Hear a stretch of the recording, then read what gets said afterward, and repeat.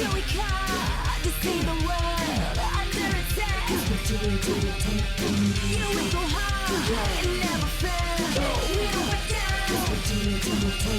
You can't stop the fire we bring. Defending the world from aliens and things. It's the tubular. It's the tubular. It's the tubular.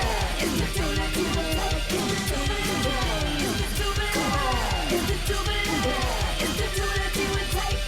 We go hard. We go hard. We go hard. We go hard. We go hard. We go hard. Defending the world from we go hard. Guardians. It's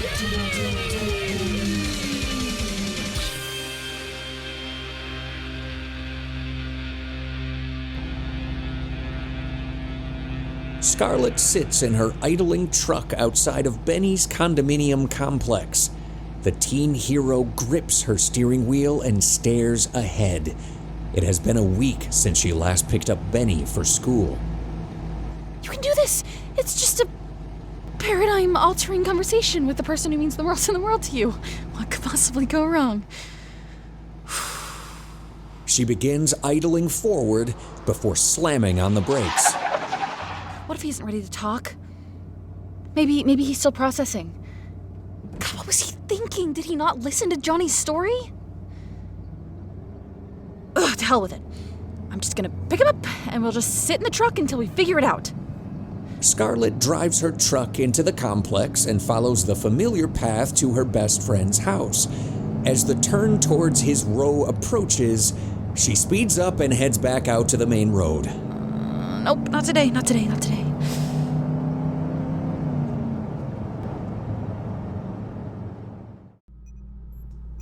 Erald contemplatively stares at a monitor as a recording of the Minotaur attacking Vermilion High School plays on a loop.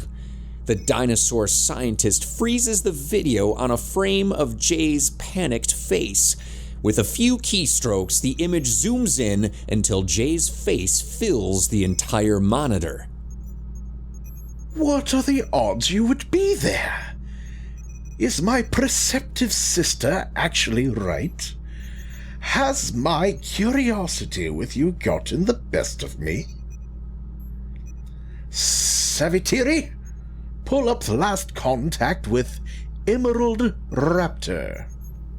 The energy output you're looking for would have to come from a deep-sea submersible like the prototype at Cerium Tech.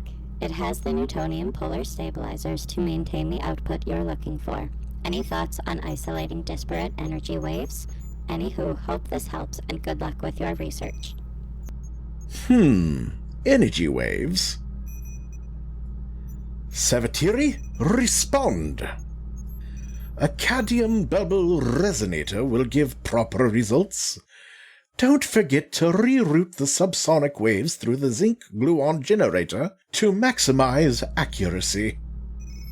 I know we're not supposed to inquire about details, but I'm truly intrigued. Message saved. Send through encrypted channel? Of course! Locate the Cerium Tech and any and all information on their submersible program. Jay might very well be the key to not only ending the Guardians, but may help us usurp Tirik Mir. Sending another message to your pet surface dweller, my smitten sibling. Have they found out that you had to hunt down their identity like a thief in the night? Why, yes, my suspicious sibling. I was sending a message to my contact, who willingly gave me their information. Did they not think you were a surface-dwelling female at the time? Yes. And now you are pretending to be another surface-dweller? Yes. You never cease to confound me, dear brother. Regardless of how I made contact, they have just provided me with the very thing that vindicates my removal from the Science Council. Erald is standing at a podium while angrily staring at a collection of dinosaur scientists on a dais. The elder scientists on the raised platform, turned away from an impatient raptor, are in the midst of a spirited debate. One elder, whose stout frame and spiked head frill almost hid his nearby compatriots from sight, gesticulates wildly at a long-necked and slender-built figure who nods slowly and emphatically. Once the two flanking dinosaurs finish their debate, the center figure with kite-shaped upright plates along their back leans forward and addresses Erald. You stand before the council accused of undermining the Empire and squandering resources. How do you plead? Are you not ashamed of this pointless pageantry? It should be below true intellectuals like ourselves. Watch your tone, young scholar. Your previous indiscretions have only been tolerated because of your success with the Goulds. By success, I believe you mean solving the problem my esteemed colleagues failed to do for generations. Enough! Your intelligence is not on trial here, but your arrogance. Your fixation on this behemoth project must end. Tirich himself has ruled that this course of study is a fool's errand. Then you all lack vision. I am a breakthrough away from revolutionizing how we expand the Empire. Should we not strive to minimize the loss of life? My behemoths will end wars before they begin. Your arrogance knows no bounds. You question the direction of our Lord. You should thank Riva that you have just been stripped of your place in the council and sent on expedition. Expedition? That's the work of an apprentice. For how long will this expedition last? Back in the present, Hera stares dumbfounded at her brother. Her smaller sibling's eyes are filled with the same anger he had all those months ago. The behemoth. You still have not let that go? My poor obsessive brother, the behemoth is just a story told to younglings. The behemoths were just great warriors like me. I am the behemoth. There were never gargantuan beasts. If there were, I would be the first in line to tame them. Why am I not surprised you would not understand? Why would my own sister choose to support me? Please tell me this is your first attempt at humor, little brother. Have you not wondered why you weren't simply banished to the Forgotten Lands for impudence? I had to convince Tirich himself that you still held value for the Empire. Why would the sword of the Empire stick its neck out for a weak, useless scientist? I have never spilled blood on the battlefield, and I've never brought honor to our family name by any heroic deeds. Is that how you see yourself? Dearest brother, you single-handedly gave the Empire its infinite army. For that, you are valuable to Tirich. Beyond that, you are invaluable to me. Little Gecko, there isn't anything I wouldn't do for you. From hatchery to the Valley of Forever, I will always have your back. You have not called me Little Gecko since we were younglings. You know I hate it. When you stop behaving like a petulant youngling, Little Gecko, I'll stop calling you Little Gecko. Fair enough. We have an opportunity to solve two problems with one stroke. To drain Harbinger of that energy they absorbed, we need to acquire a Newtonium polar stabilizer. As luck has it, there is one that you can fetch for me if you are up for the task. Am I now just an errand runner for you? I'm just trying to afford you the opportunity to face the Guardians. I know you prefer action over planning. Unless you would prefer to go over the document Jay sent so we can best adapt the Terran technology with our own, and I will go engage in fisticuffs. As much as I would love to see you engage in fisticuffs, I will go retrieve your bauble. Jay absent-mindedly reaches out for a piece of toast at the Terra family dinner table as they stare intently at their laptop screen. Their hand pauses inches from the toast as a notification sound goes off. You've got mail. As their eyes scan the message, their hand moves from the toast and grabs a pen. The young hero begins to furiously write on a notepad. Acadian bubble resonator. I think I might have one in the lab, or Doc might have one in his collection. God, why didn't I think of the zinc gluon generator? Jellybean, you know the rules. No laptops at the table. Mom, this is really important. Cleverboy93 just sent me some info that might help me fix the project me and my friends have been working on. Haven't you just become a social butterfly? This clever boy, you still don't know their name? Isn't that a little suspicious? You have been talking every day for almost a month. That's how the internet works. But wouldn't it make it easier to know who they really are? What they really look like? That's just not how my friendship works with them. They've never asked for my real name or anything. We're just two minds bouncing ideas back and forth across the globe. It's fun to have someone who really understands what I'm talking about. Well, what about your new friends? They're great. Ha-Nuel is really insightful when it comes to engineering and problem solving, and Scarlett... That's odd. Who could that be? Be a dear and get the door. I don't want to burn these pancakes.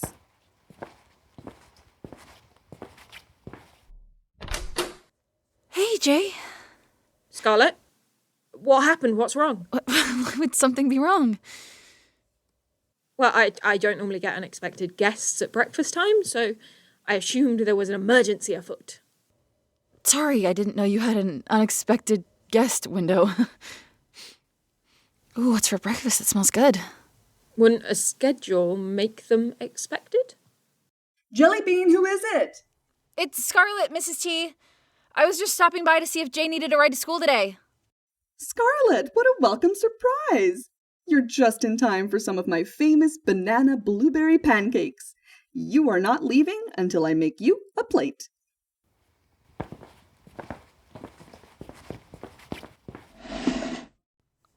These are great, Mrs. T. Thanks. Thank you, dear. I'll pack you a to-go box in case you want them for lunch. That'd be awesome. I forgot to pack one. Not that I don't like having additional options to get to school, but don't you usually pick up Benny?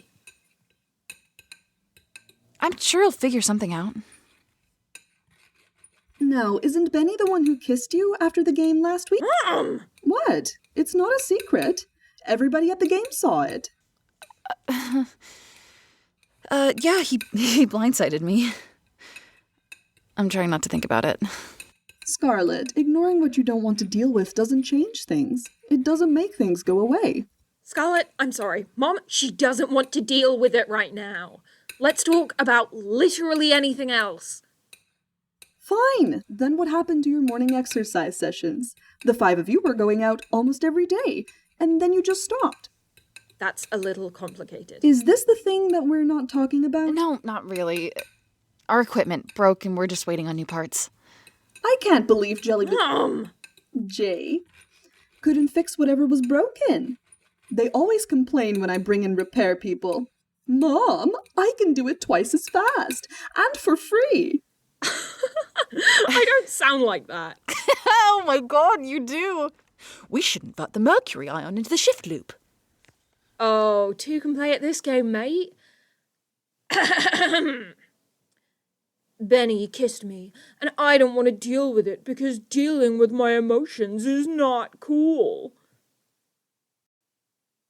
Scarlett, I am so sorry. I didn't mean to... Is that how we sound to you?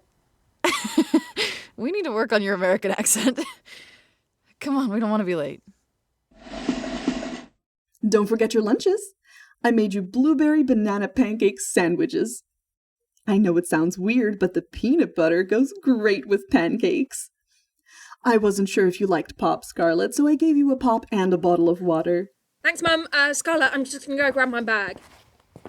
Jay disappears out of the kitchen and Scarlett gathers the lunches and begins to head towards the door. Scarlett, could you wait a moment?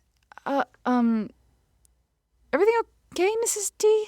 Honey, my mom's senses are going off, and I don't know your relationship with your mom, but I need to give you some quick advice. You need to stop avoiding Benny and the kiss. Nothing is ever fixed by doing nothing. What am I supposed to do? He's my best friend. I don't know. Only you know what you really want.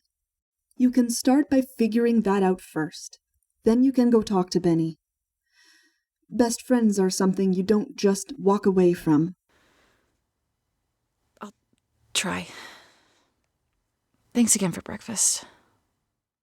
You're welcome here anytime, honey. Our kitchen is your kitchen.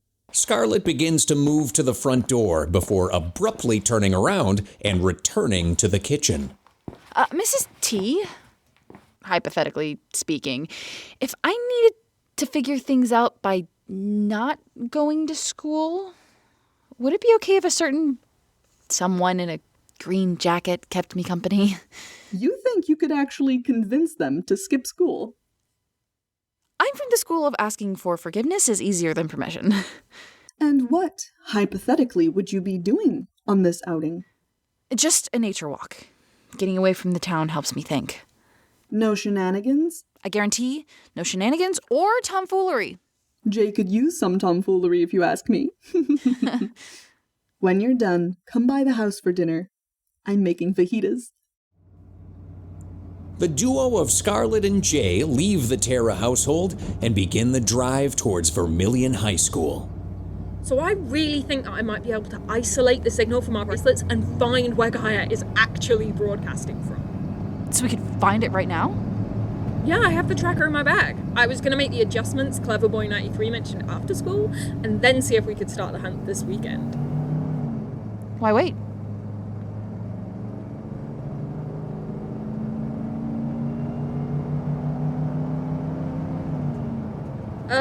Scarlett, I think that was the turn for the school. We're not going to school today. Your mom said I need to talk to Benny once I figure out how I feel, but I have him in half my classes, so not talking to him isn't an option. I don't usually skip school, and when I say usually, I mean never. I have never not been at school. How have you never missed a day of school? Never really wanted to. Even when I burnt off my eyebrows and a large chunk of my hair in the 3rd grade trying to build a low-orbit rocket, I didn't miss school. Granted, I was called Jay Luther for 2 years after that, so maybe it wasn't the best idea. You've never been tempted to play hooky? I saw Ferris Bueller. Seemed way too exciting. Plus, I really like those certificates that you get at the end of the year. Listen, you and I are going to find GAIA and fix the bracelets. That's going to be better than any certificate. The nutrition bell rings and Benny pushes his way through the crowd of students milling about during their break time. The occasional student slows his stride as they recognize the star quarterback and hero of the homecoming game. Benny, dude, that game was amazeballs. Thanks, Nick. It's Rick. I totally didn't think we had a chance at halftime, and then you guys just kept pounding them. Yeah, it was pretty intense. Listen, have you seen Scarlett? The girl you were making out with after you scored that badass touchdown? Yeah. You looking to get your Mac on before the next period? Nice. No, Have you seen her or not? Sorry, dude, I haven't, but I'm sure there are more than a few chicks out here who would want a Mac on the star QB. Benny stops his trek through the crowd and turns to his irritating follower. Taking a quick step towards him, Benny locks eyes and leans in close. Hey, Nick, have you ever seen the inside of a dumpster? It's, Rick. And what? The large dumpsters around the campus. Have you ever wondered what it's like inside them? No. If you talk to me again the rest of the year, I will make certain that you see the inside of every dumpster on this campus before I graduate. Benny turns away as a terrified student scurries away. He scans the crowd and begins to make a beeline towards Gwen and Ha-Nuel, who are sitting with Desdemona and Reginald. I am not in the mood for the pretentious princess. I'm sorry. I think I blacked out for a minute. Can you just repeat what you just said? I said, I'm sorry. Nope. That doesn't sound right. I've known you most of my life, Desi, and you've never apologized for anything. Even when you crashed your bike into Stephanie Horowitz' bike and she broke her ankle in the 5th grade, you made her apologize for scratching your bike. Why are you apologizing now? I totally forgot about her. I wonder where she is now. She's in her 3rd period civics class, Reggie. She literally sits behind you. No, that's not her. She used to have, like, really big glasses and really curly hair. There's this crazy new invention called contacts, and I taught her how to straighten her hair in middle school. She's been doing it for years. You make me sad. This is different. I could have died. That thing was tearing everything apart, and you guys saved me. You didn't have to do that. I know we don't hang out as much as we used to, but I still like to think that we're friends. I wasn't going to let something hurt one of my best friends. Then why does it feel like you hate me all the time now?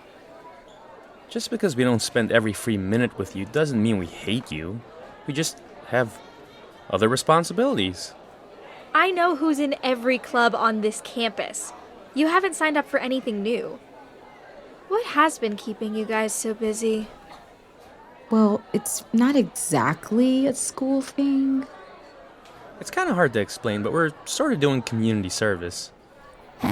So you two, the nerd and the 2 charity cases, are out doing what? Cleaning up the highway? Cleaning up the beaches? Dude, what the hell? We're in the middle of a beautiful reconciliation moment, and you have to go all negative. You don't have to like them, but at least try being respectful. Not that hard, man. Reginald, we're trying to be nice. Trying to start over again. Is this about trying to have extracurriculars for your college applications? Because I know a ton of ways to make your application pop that beat picking up garbage with people who usually exist outside of your social circle. Benny slides into the bench in between Gwen and Desdemona. He has a large smile on his face and puts his arm around the homecoming queen. Well, I think that's the nicest thing you've ever said to me, Desi. Oh, hi, Benny. I didn't expect to see you. Why? Because I should be out begging for scraps to eat?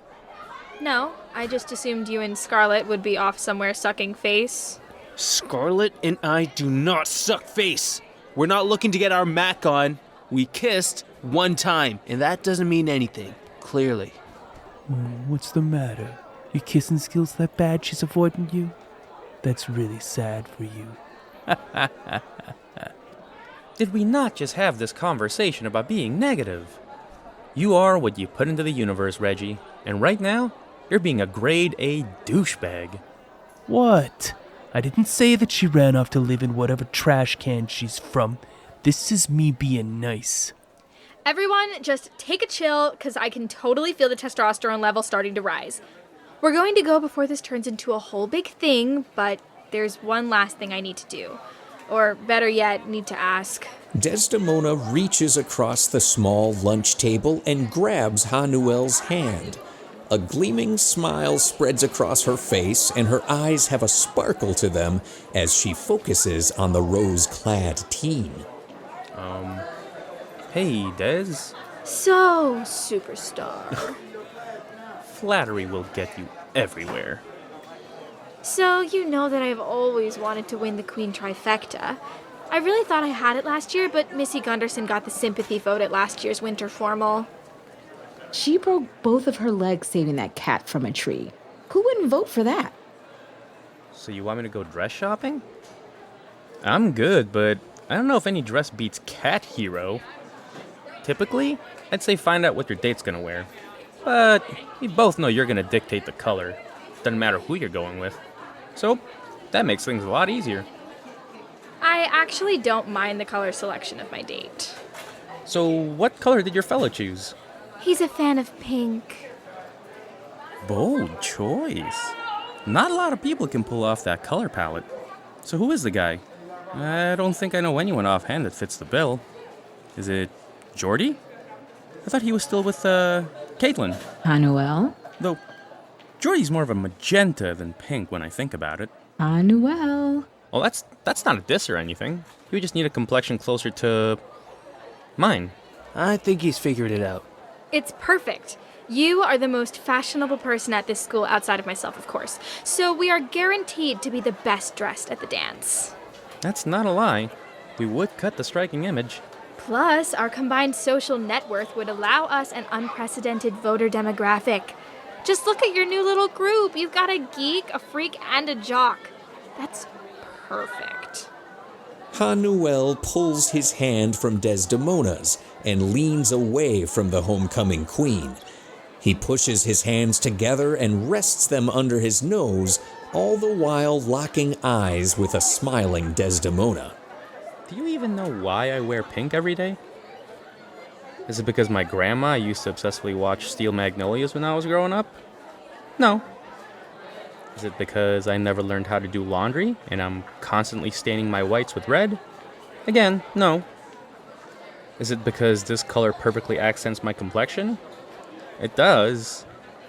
But that's not the reason. Pink is the color of compassion. That is the type of energy I'm choosing to put out in the world. I want the universe to know that my heart is open to it.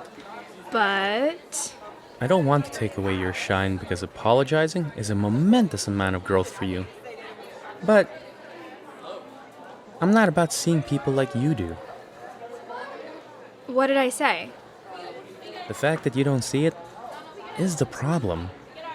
I love you, Desi, but I'd rather not spend an evening wincing as you unconsciously insult half our class. An upset Desdemona quickly gets up from the table, followed by Reginald. The duo takes a few steps away before Desdemona turns back to the still-sitting Benny, Ha-Nuel, and Gwen. I'm sorry, I'm not all kumbaya or whatever. That's not what he meant, Desi. You know what? Forget him. They want you to change? I think you're perfect.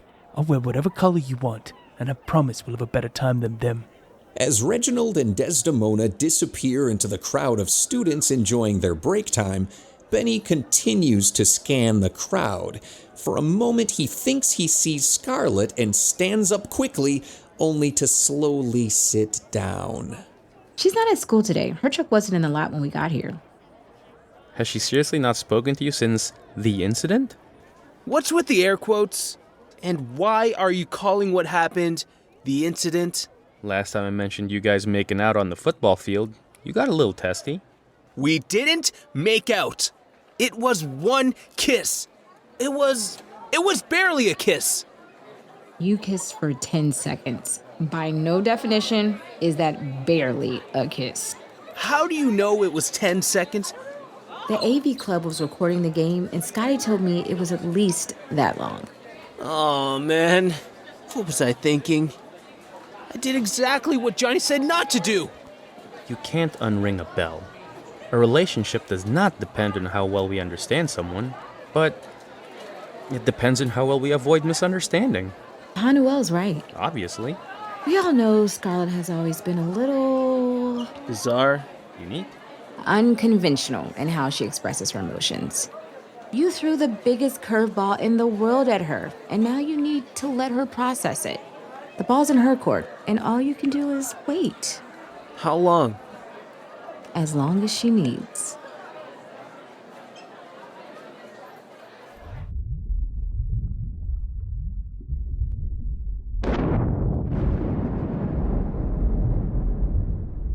A small underwater explosion startles a school of fish.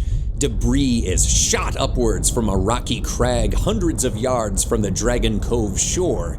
Emerging from this new crevice is Hera. Her massive dinosaur-like build squeezes from the explosion site and begins a long swim towards the surface. With her club strapped upon her back, she only seems to be wearing a clear dome overhead that is attached to her shoulders by a small, elaborate collar. This rebreather allows her to spend a great deal longer underwater than her already impressive lung capacity would. I am en route to your submersible, dearest brother. Could you have used any less explosives? I barely was able to squeeze through the hole. Sister of mine, I made sure the explosion was to fit your last recorded measurements. Is there a chance that you've gained some mass since we've been stationed here? Are you questioning my physical fitness regimen? When was the last time you did more than stir that awful tea you drink every morning? Is it my fault I'm blessed with a superior metabolism? Keep your eyes peeled. Our senses showed there was more than just the submersible in your area. The surface dwellers might have additional security for you to shed a few pounds with. When I return to base, you and I will have a long discussion about Sweet River's talons.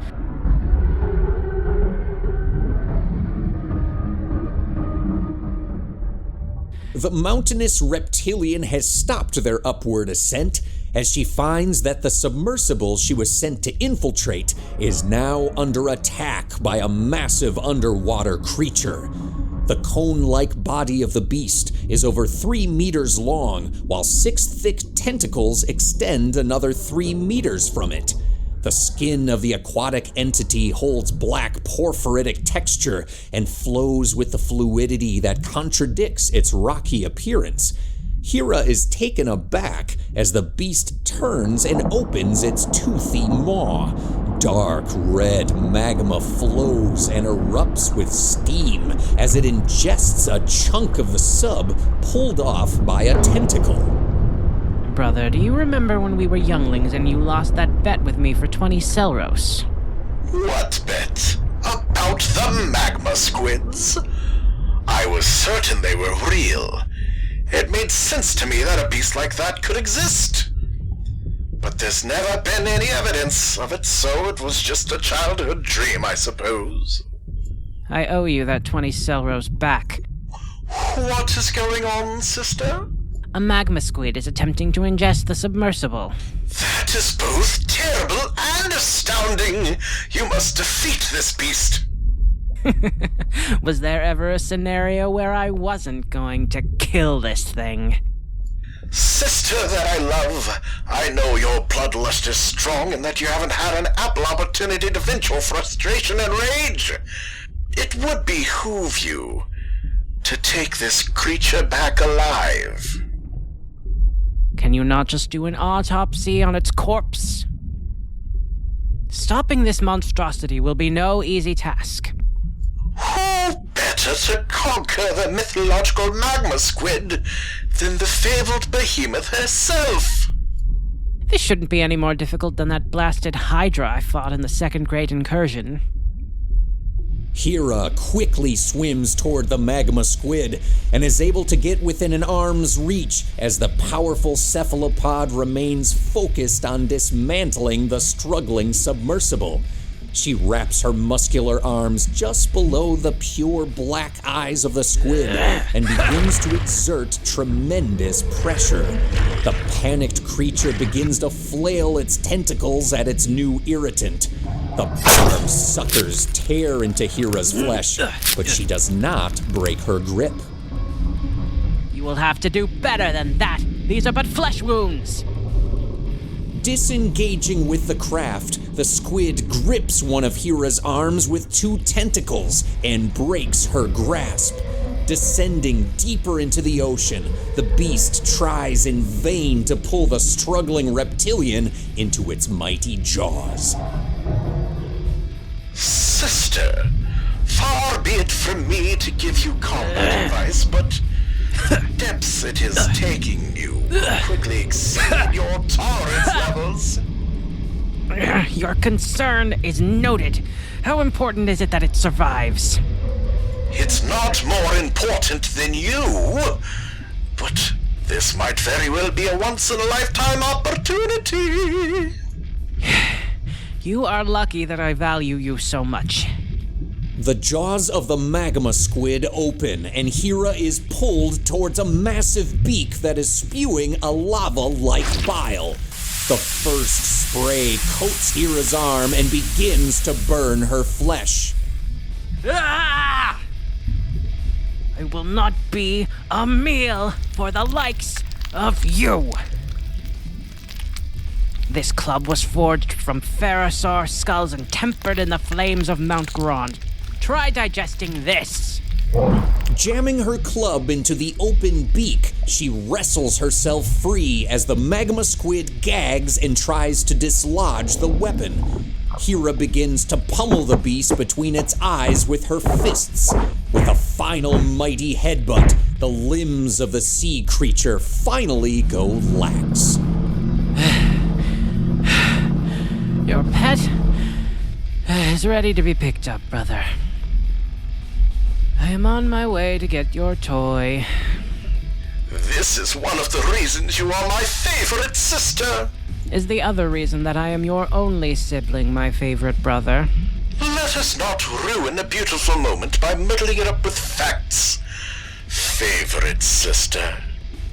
The submersible is heading for the surface. It would be beneficial if you didn't have to fight whatever is coming to rescue them. Hera pulls herself to the top of the submersible just as excited scientists rush out a hatch.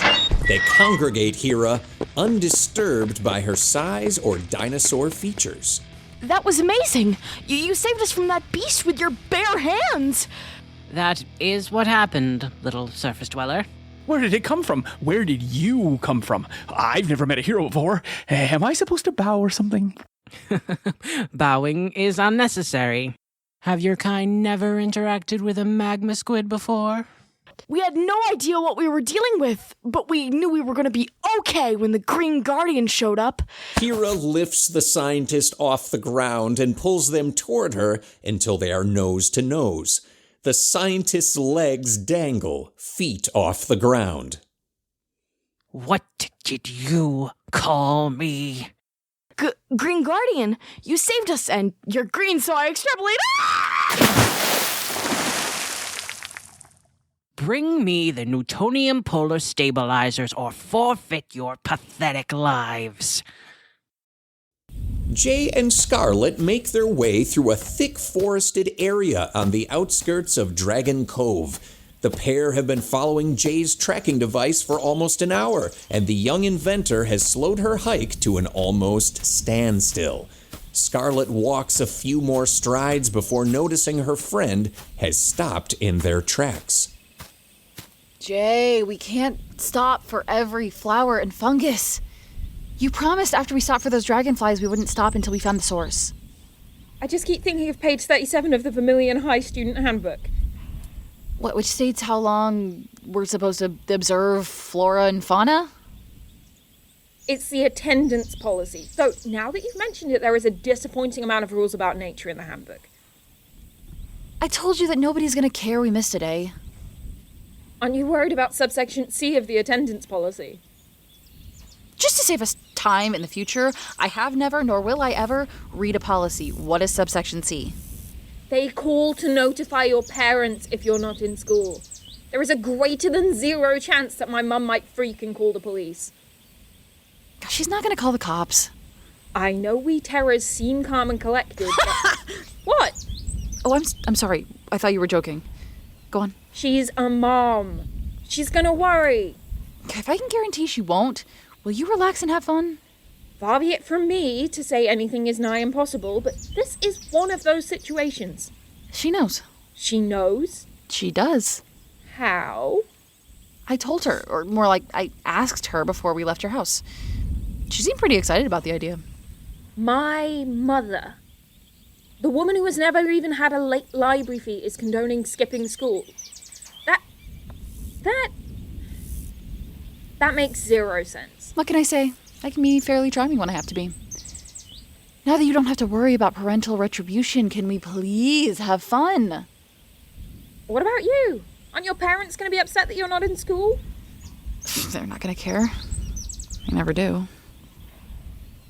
I don't know your parents, and neither does Benny, which is a whole other conversation that we are going to have, but I think they'd be worried to get a call and not know where you are.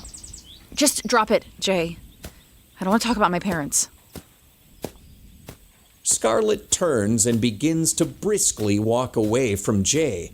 The green-clad teen stands for a minute, watching their friend's black ensemble move farther away. A look of confusion turns to one of sadness, before finally settling on steely determination. Jay quickly moves to catch up and block Scarlett's path. No! I know we haven't been friends long, and I'm not the best at reading facial expressions, but even I can tell there is something wrong. You said I'm not allowed to talk about Benny, and now I'm not allowed to ask about your parents? I have just one question I want to ask then. What? Are we friends?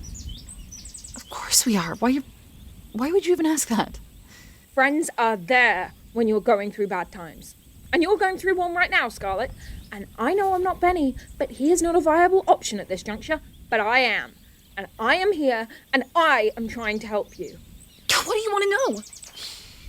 You want to know that I'm afraid that I just lost my best friend because he went stupid and he kissed me? Or do you want to talk about how crappy my parents are compared to yours? I'm sorry, You're the smartest person I've ever met, so maybe you're the one to give me the answers.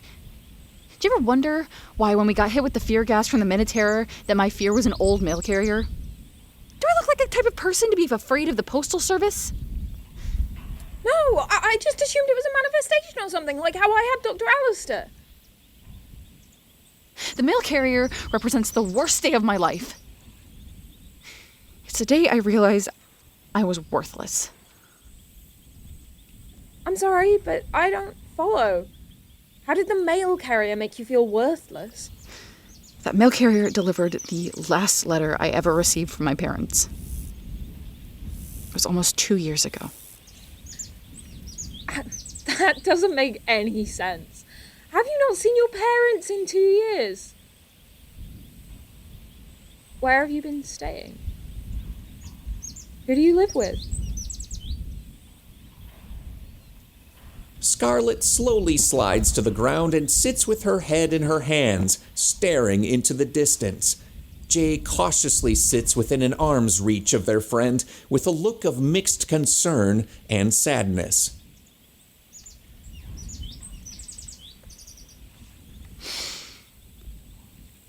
It was freshman year. I came home from school and they weren't home, which wasn't out of the ordinary. My parents had a tendency to put their wants and needs first. So if there was a concert or a party they wanted to go to, they just went. I learned how to fend for myself pretty young. After 2 days, I got a little worried. After a week, I got scared because I was running out of food in the house. I was sitting on the porch waiting for the mailman to show up with a welfare check so I could forge my mom's name and buy some more groceries when he delivered a single white envelope. Oh, God, Scarlett. You found out your parents died by letter. I wasn't that lucky. The letter I got was from my parents. They decided that the only way they could live their best life was to cut away all of the old life that was slowing them down. Namely, me. They left me the keys to my dad's truck, wrote some bullshit about me being strong and this would only make me stronger, and wished me the best of luck. So they just... Yeah. And you've been homeless the whole time? Took the bank a few months for clothes on the house, but pretty much.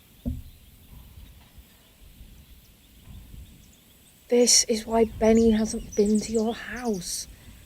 There is no house to go to. You've been living in your truck for 2 years. Why didn't you say anything? I don't live in my truck. I live at the school. I have gate keys and locker room keys because I'm the manager of the football team. I sneak in after the custodian leaves. Coach Sampson has a couch in his office that I use. I didn't say anything because people will either pity me or call CPS.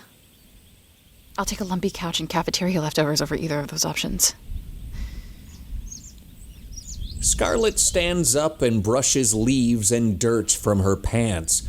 Reaching down, she helps Jay to their feet, and the pair continue into the woods at a leisurely pace.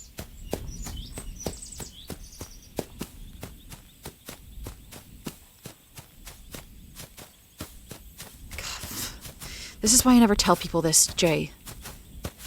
The look on your face. I don't want people to think of me that way. I don't pity you, I empathize. Or is it sympathize? I always get those two. Gosh, if Dr. Alistair were here, I am sure he'd be all, well, Miss Terra, if you listen to my lecture on... Jay, you're on the wrong train of thought. Again. Sorry. Well, I can't say that I don't feel really bad that you went through all of this, but I am in awe of you. I can barely fend for myself when my parents go away for the weekend. I can't imagine being on my own for years with no support. You're amazing. You know, you could always stay at my place. We have an extra room. I'm sure my mum and dad wouldn't mind. God, it's not that easy. Your parents are good people. They're gonna call CPS because it's the right thing to do. And I'm not going into the system.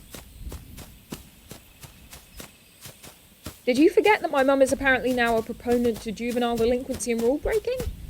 She would never do anything that would hurt you or put you in a situation that you don't want to be in. Our guest room has got to be better than hiding in a school all by yourself. I'll think about it.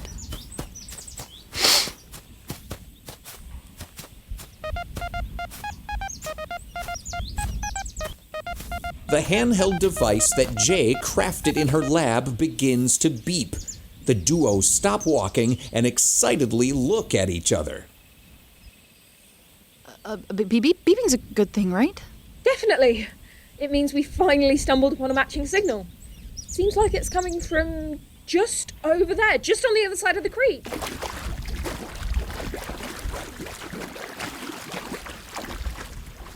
What are we looking for? Alien technology? And what does that look like? Alien? Thanks, that helps a lot. I couldn't even begin to fathom the alien designs that got this technology here. The fact that the orbs were liquid metal means we could be looking for literally anything. How about a hatch? Yeah, it could be a hatch. Could be a door. Could be a false bottom of a tree, for all we know. No, look, literally, I found a hatch. Scarlett brushes away some moss to reveal a circular hatch slightly more than 1 meter wide. The material the hatch is made of has the appearance of stone, but as Scarlett taps on it, it is revealed to be metallic. A small disc the size of the discs on their bracelets is glowing a dull black light. As Jay draws near, a second disc begins to glow a muted green. Oh, that is absolutely brilliant! The liquid metal that makes up our bracelets and our suits is also part of the hatch. It's able to morph its appearance and texture to appear like stone until one of the bracelets is close. Oh, I hadn't even considered that our suits might have camouflage potential. So, how do we open it? Is there a magic word? Do our bracelets or rings turn into keys? There doesn't appear to be any keyholes or even a handle. I think the only way this is going to open is if the rest of the team is going to be here. There's a gas station a mile or two up the road. Let's head back to the truck and I'll page Ha-Nuel. The dinosaur scientist Erald studies multiple displays as Harbinger's powered-down form floats motionless in a tank of vitrae. The vibrant red that usually emanates from the cyborg is a muted rose. Brother, don't say I've never gotten you anything. Here are your infernal stabilizers. And the magma squid is sedated and being held in that contraption the Goulds brought. Is it wise to have such a large, volatile creature on our craft? This almost makes up for you ignoring all of my Breath of Creation celebrations. Brother, you may mourn the loss of dusty old scientists, but I have better things to celebrate that day. Do I dare inquire what you plan on doing with the beast? I promise nothing macabre will happen to it. I'm not one of those chimeran butchers from the biofarms, as you know. I have long theorized that creating behemoths was possible. By changing the distance between atoms, we should see no loss of mass. And this creature will become more dense as a result of the growth. So then we'll have a giant, uncontrollable beast to contend with. This hardly seems practical. Fret not, dear sister. Do you remember the collars used on your beloved war dogs during their training? I will implant a device that will help direct the creature. It is great to see you so excited, little brother. Is it safe to assume that Harbinger is recovered and has agreed to this plan of yours? I'd hate to see your enthusiasm quenched by their disapproval. Unfortunately, Harbinger is still in stasis. Now that we have the stabilizers, I will be able to spin the excess energy from them and safely bring them back online. To do so earlier could be catastrophic. So now that we have the means to awaken our friend, you will be pausing your experiment until they can give their input. Is that correct, brother? The order of events remains fluid at this time. Unless you disagree, I think it behooves us to let Harbinger rest a while longer. They do seem peaceful. Do you ever wonder what cyborgs dream of? As the reptilian siblings continue their plotting, the dormant Harbinger's internal processes are being flooded by the energy they absorbed from the Guardian's world anvil attack. The tank of Vitre has kept the cyborg physically intact, but their consciousness is being overwhelmed by flashes of forgotten memories. As they struggle to make sense of the onslaught of information, they find themselves standing in a corridor. The grated metal floors and exposed wiring and pipes all have yellow tint as floor lights cast an eerie glow. Where? Why? Why do I sound like this? Raising their hands, they see a silver bracelet on their left hand and a single silver ring on their right. Staring into a reflective plate, they once again see the blue skin from their previous reclaimed memory. An unfamiliar face with short dark hair and striking red eyes stares back at them. So, this again. Odd that I'm cognizant and not merely reliving a memory. Did you get lost? We need to chart our next jump before the Guardians catch up to us. Harbinger quickly moves down the corridor and reflexively opens the middle of 3 doors. Stepping into a small chamber designed for a crew of 5, they find only 1 chair occupied. CL Jani, you're here. What's going on? Who else would it be? Look, I told you we needed more crew, but you're the one who didn't want to risk the Guardians killing more of our friends.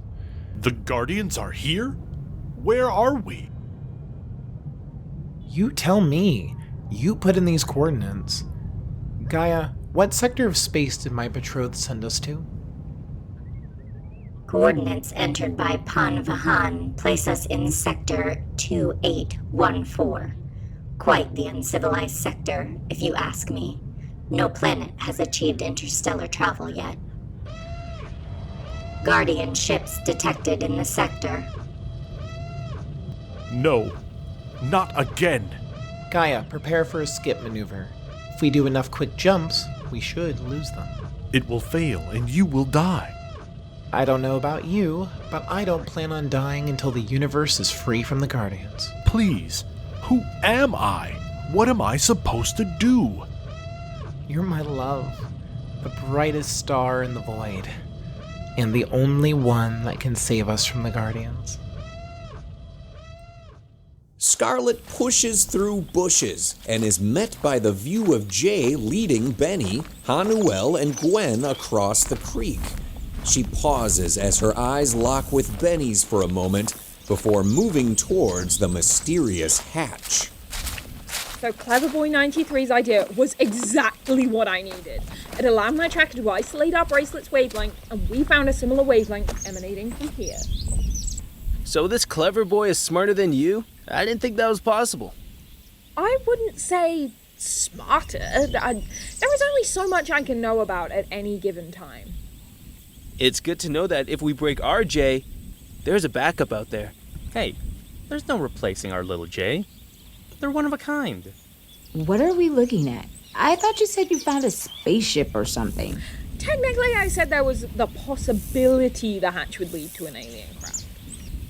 I think they're right. I've been checking for the organic metal... Liquid metal. Jinx. Anyway, I think whatever is below us isn't super huge. It's only around 40 meters wide. So there is something as big as my house underneath us?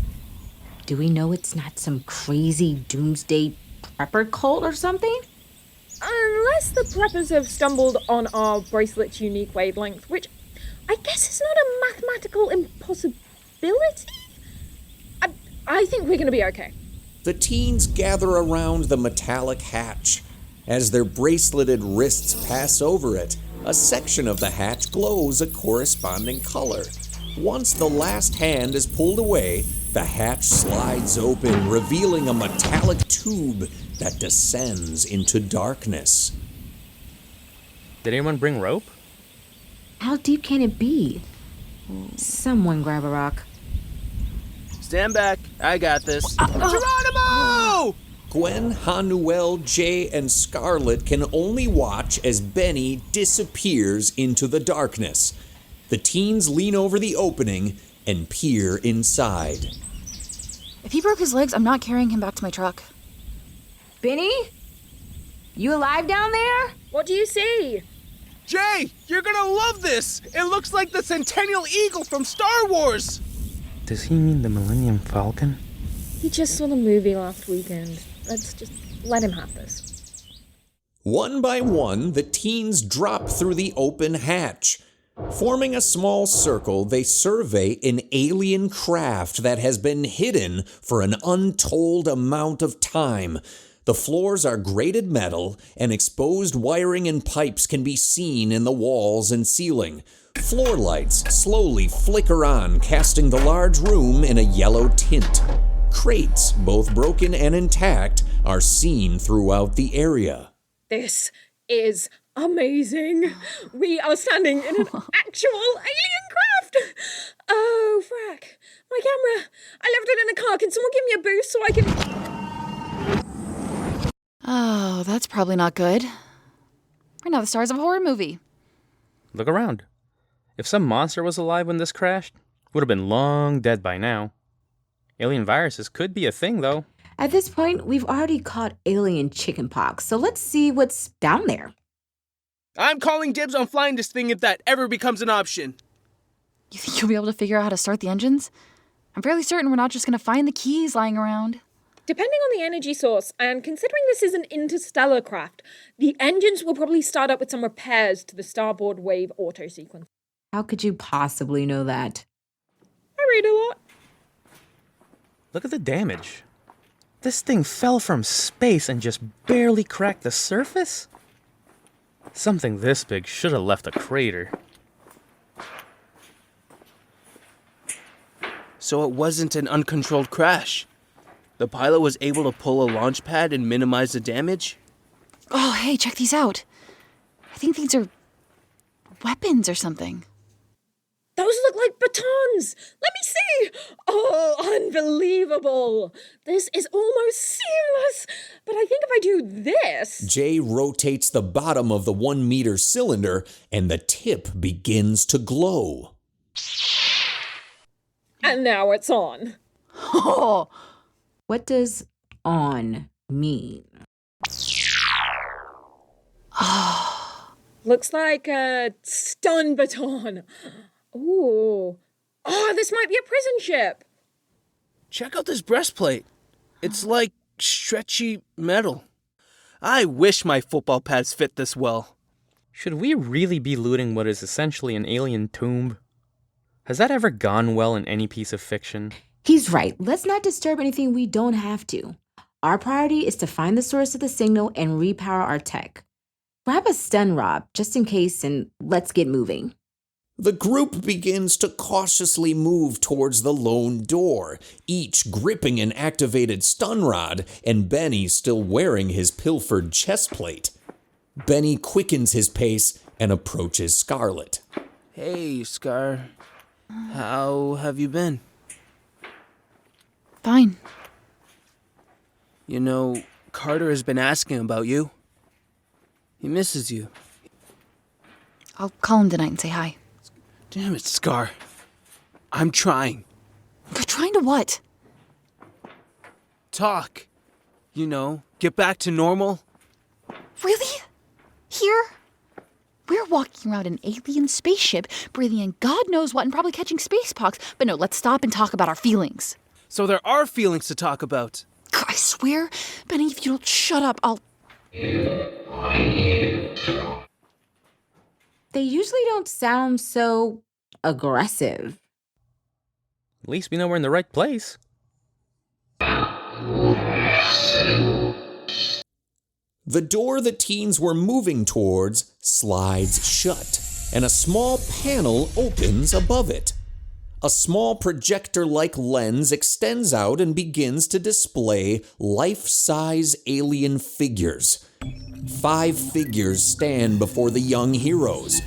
A stocky crimson with 4 arms, a cobalt quadruped with spider-like limbs, a tall and lanky rose humanoid, a bouncing pint-sized emerald entity, and a massive mountain of black mass.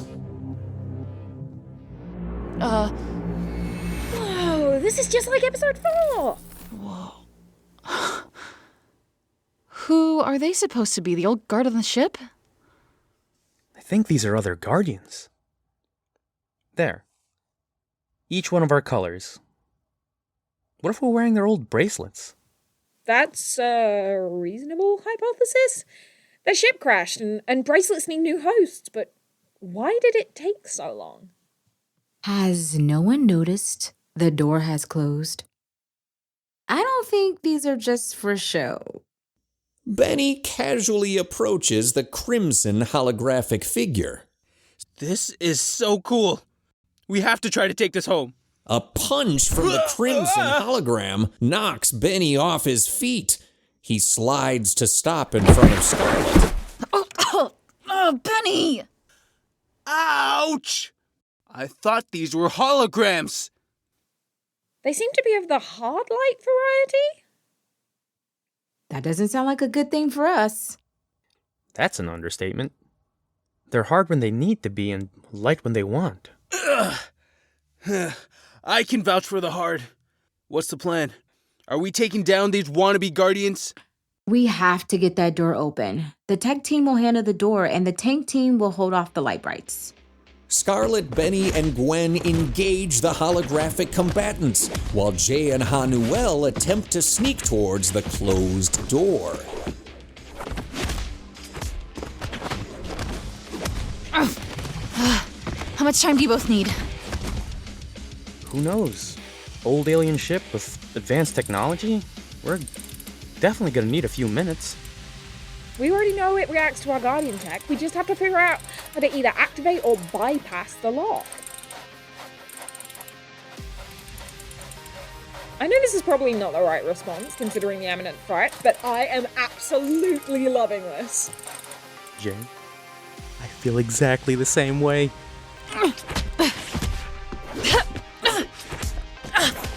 Is it only me, or are these guys not on expert mode? They must be programmed just to capture us. With a blinding flash, the massive black entity pops out of existence as Scarlett lands a strike with her stun baton into its core. I think I figured something out. Hit them in the middle with the stun baton. The electrical charge breaks up the hologram. I'm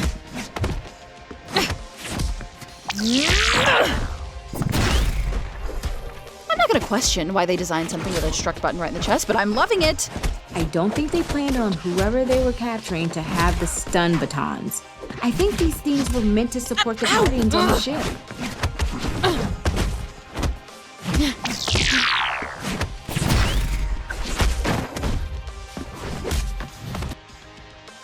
If this thing follows even the most rudimental rules of electrical work, you might be able to just short out the mechanism that moves the door and manually force it open. My thoughts exactly! Typically, I would be appalled at damaging technology like this, but dire times require dire actions. Let's go, people! The 5 teens scurry through the door and close it behind them. Jay and Ha-Nuel recreate the procedure that unlocked the door in an attempt to lock the remaining holographic guardians in place. That was easier than I thought it would be. Oh, come on. Are you kidding me? What did I do now? Have you never watched a single horror movie? The moment you say something like, "This was easy," or "It can't get any worse," it gets worse. It is true. That is one of the most common tropes in cinema. Will you guys relax? We're not in a movie. Everything's gonna be fine. Seriously, it's like you're purposely trying to kill us. Does anybody hear that? Sounds like bees. Oh, I swear if you released some cybernetic bees, we're leaving you behind, Benny. As the young heroes feverishly look around the corridor they find themselves in, a blue holographic arm reaches through the door.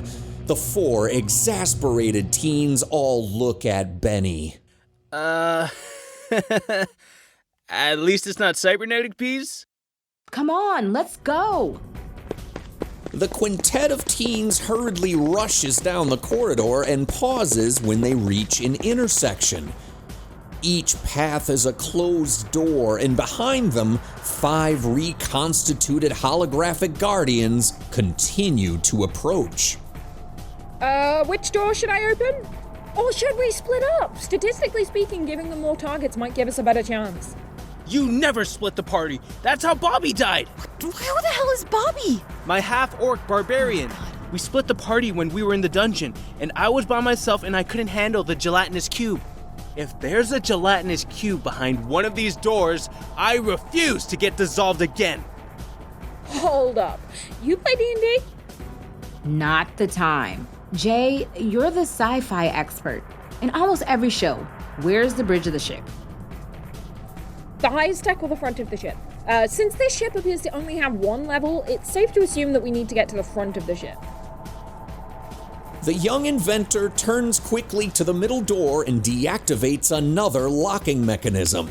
The group slides open the door and sprints forward, not bothering to close it behind them.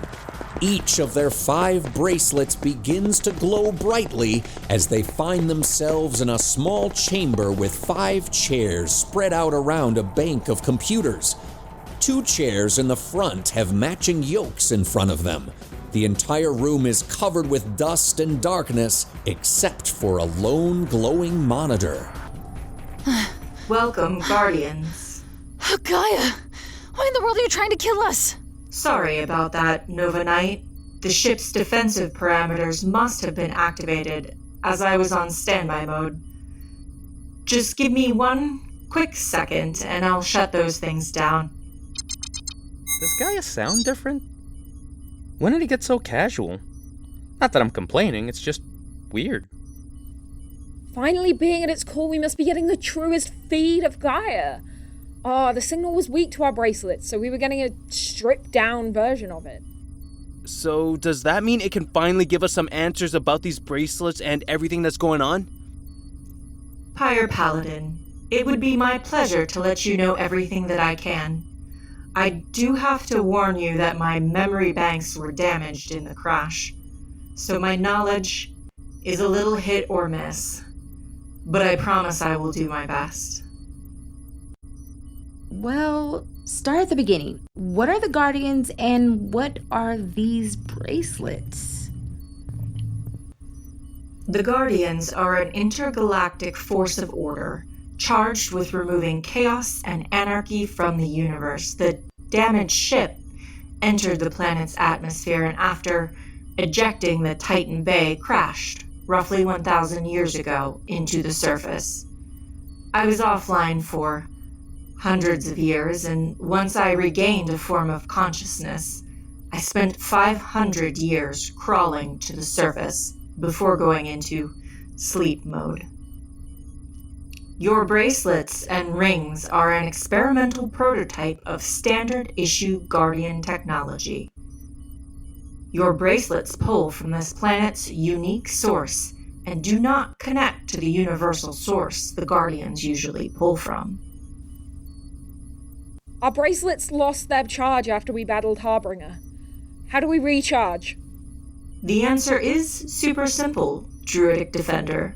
Simply tap into what you call the ley lines.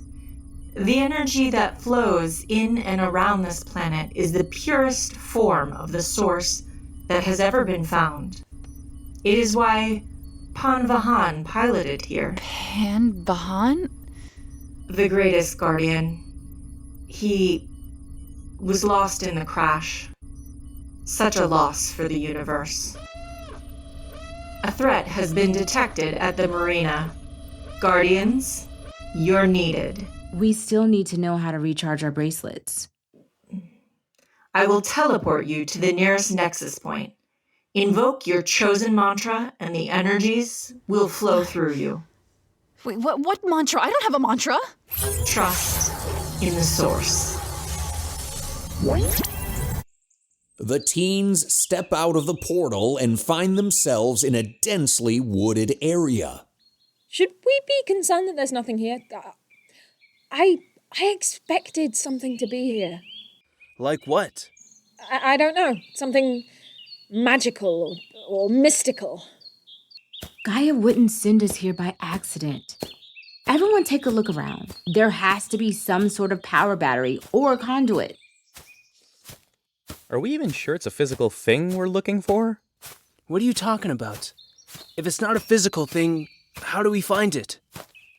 We're dealing with ley lines and something called the source. I think we need to broaden our search parameters. Maybe I could rewire my tracker and try to isolate... Shut up. I know it's not the best idea, but... Jade, stop talking! Everyone just shut up for a second. Do you hear that? I don't hear anything. Yeah, me neither. Scarlett reaches towards the sky with her left hand. Scarlett? I call upon the blinding tempest. Electricity crackles from each fingertip and coalesces into a rotating sphere of energy in her palm. Lowering the sphere, she raises her ring until the sparks begin to reach towards it. As the sphere leaps from her left hand to her right, she quickly slams her sparking fist into the ground. I am spontaneity and strength. Electricity crawls up her right arm and across her back before being swallowed by her glowing bracelet. Whoa! How did you know how to do that? Just listen, the ley lines will tell you. The ley lines will tell us. That makes no sense. Energy, even magical energy, can't talk. I know it sounds crazy, but just focus on your energy and the energy from your bracelet. It's not crazy. Most of us are searching, consciously or unconsciously, for a degree of internal balance, a harmony between ourselves and the outside world. We just need to open up. You heard Guru Yasao. The city needs us. Let's find our balance. The four teens close their eyes and raise their left hands upwards. I call upon the devastating force. I call upon the unrelenting wave. I call upon the eternal flame. I call upon the immovable monolith. Fire flickers from Benny's fingertips. A small cyclone dances from the fingertips of Ha-Nuel. Water flows across Gwen's hand, and Jay's hand resembles gauntleted stone. The respective energies form into spheres before switching to the teens' ringed hands. The balls of energy are slammed into the soil at their feet. I am hope and loyalty. I am adaptation and perseverance. I am passion and justice! I am life and ingenuity. Elemental energy swims across the teens before disappearing into their bracelets. I knew you would figure it out. Opening leyline portal to monster site. I would suggest you all dress appropriately. Guardians, engage! Druidic Defender. Fire Paladin! Nova Knight. Storm Sentinel. Hydro Hoplite.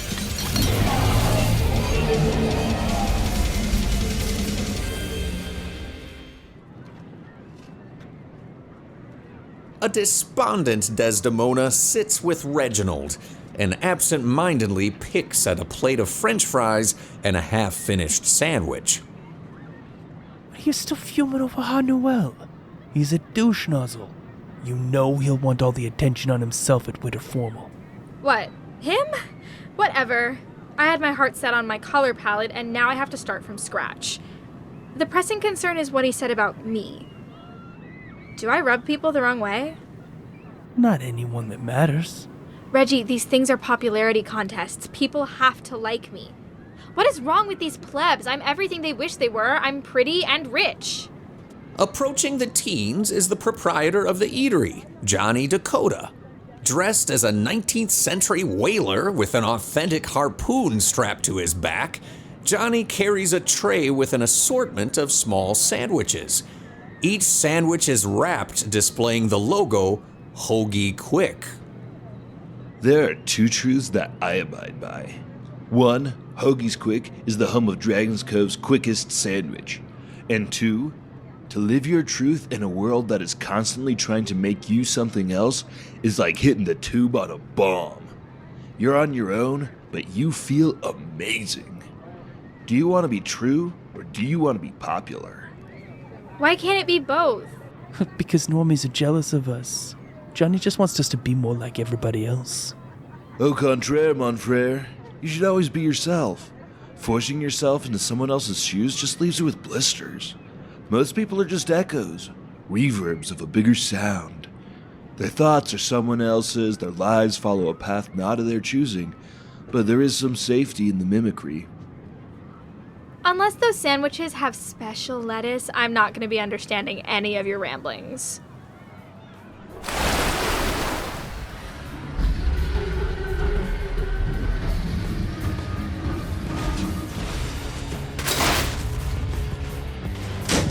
Reaching out of the bay, the magma squid begins to destroy everything its tentacles can grasp. People scatter as benches and light poles are ripped from the ground. Shifting away from Desdemona and Reginald, Johnny unsheathes his harpoon and makes his way towards the writhing tentacles. From hell's heart I stab at thee. For hate's sake I spit my last breath at thee, ye damned whale. With remarkable skill, Johnny uses his harpoon to keep tentacles from grasping his patrons. Have at thee!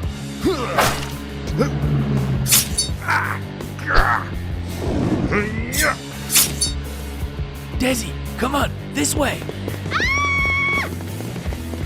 The two teams dash away from the fight between the surfing sandwich maker and the aquatic beast. A flick of a massive tentacle flings a trash can towards Desdemona. Reginald stops and pushes her to the ground as the receptacle slams into him. He stumbles a few steps and falls to one knee but remains upright. As blood begins to trickle down his face, he pulls Desdemona to her feet. And it's gonna hurt tomorrow. Are you okay? Reginald! Oh my god! I can't die! I haven't been crowned prom queen yet!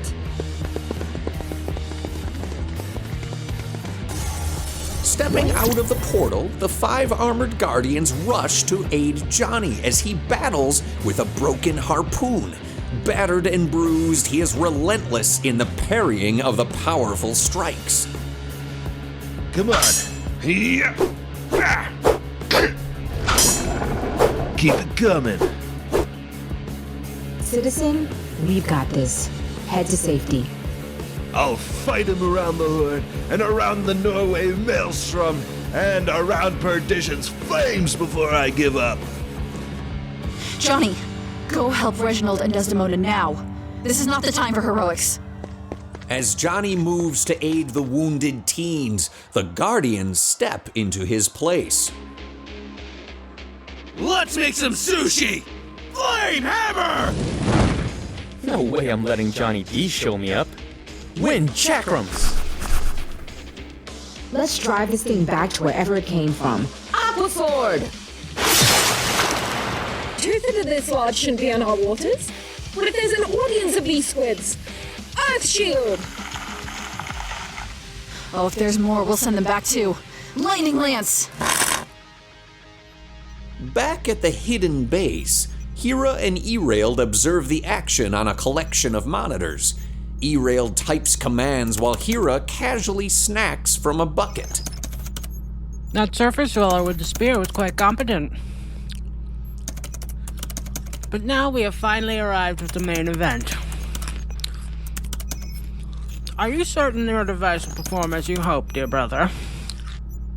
Dear sister, at worst, the magma squid explodes and we no longer have to worry about the Guardians.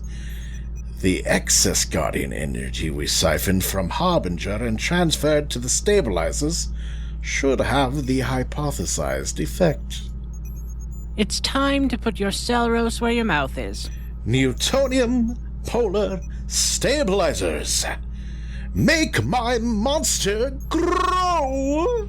The magma squid begins to softly glow as the Guardians stare confusedly. What's it doing? No idea. Some species use bioluminescence to draw in prey, so it could be trying to trick us. So, what's the plan? Are we just gonna subdue it with a staring contest? We can assemble the world, Anvil. Let's end this quickly. Anyone concerned that this just might be a scared animal? The other monsters were sentient. This one hasn't said a word. The glow intensifies and the magma squid begins to grow in size. In mere seconds, the monster has grown to 10 times its original size. The 60-meter-tall entity rises from the water, exposing a maw that could swallow a school bus.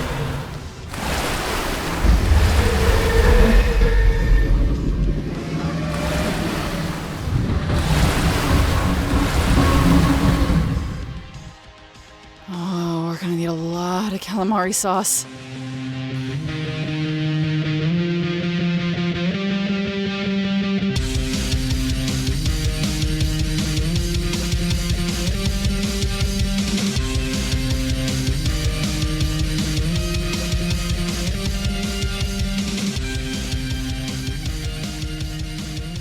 Tubular Teens with Titans is written and produced by Velvet Fiend Rabbit Productions. Our theme song, Thunder Sword, is written and produced by Ahmad Judah and Joe Chasm, with lyrics and vocals by Keisha Wallace. If you liked what you just heard, please head over to the podcast service of your choice and leave us a rating and a review. It truly helps more people find the show. Tubular Teens with Titans features the vocal talents of I'm Briar Zachary, and I play the Druidic Defender, J. Terra. My name is Chris Van, and I play the Pyre Paladin, Benny Humo. I'm Tim Loika, and I play Storm Sentinel, Ha-Nuel Yasao. I'm Keisha Wallace, and I play the Hydro Hoplite, Gwen Avalon. Sup, I'm Allegra Rodriguez Shivers, and I play the Nova Knight, also known as Scarlett Watts. I'm Shane Cochran, and I voice Erald. I'm JJ Jensen, and I play Hera. I'm Michael Waldschlager II, and I play Harbinger. I'm Noah, and I play Johnny Dakota. Kyle Gould as Reginald Thaddeus III. This is Ian, and I'm playing Rick. I'm Shayne Patrick, and I play the narrator.